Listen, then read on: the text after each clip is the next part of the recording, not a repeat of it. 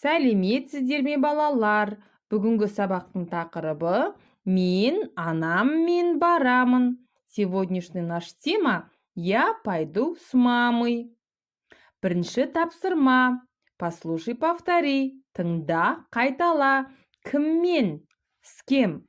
Мен дүкенге барамын. Я пойду в магазин. Мен анаммен барамын. Я пойду с мамой. Мен әжеммен барамын. Я пойду с бабушкой. Мен атаммен барамын. Я пойду с дедушкой. Екінші тапсырма. Кесте бойынша айт. Расскажи по схеме. Сен қайда барасың? Ты куда пойдешь? Мен мектепке барамын.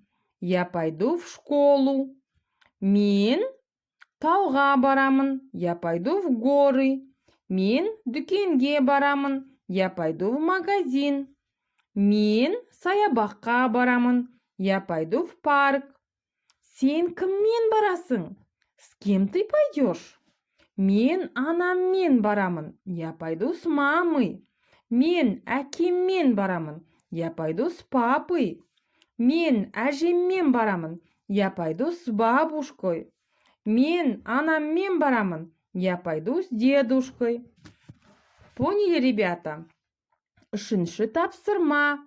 Үлгі бойынша сөйлес. Поговори по образцу.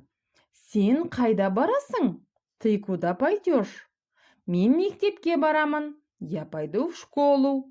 Сен кіммен барасың? С кем ты пойдешь? Мен анаммен барамын. Я пойду с мамой. Есте сақта. Запомни.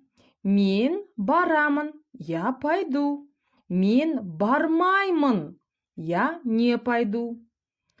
Төртінші тапсырма. Толықтырып айт. Дополни. Сұрақтарға жауап бер. Ответь на вопросы. Мен мектепке, как будет, барамын или бармаймын. Мен дүкенге, как будет, ребята? Сен қайда барасың? Ты куда пойдешь? Сен кіммен барасың? С кем ты пойдешь?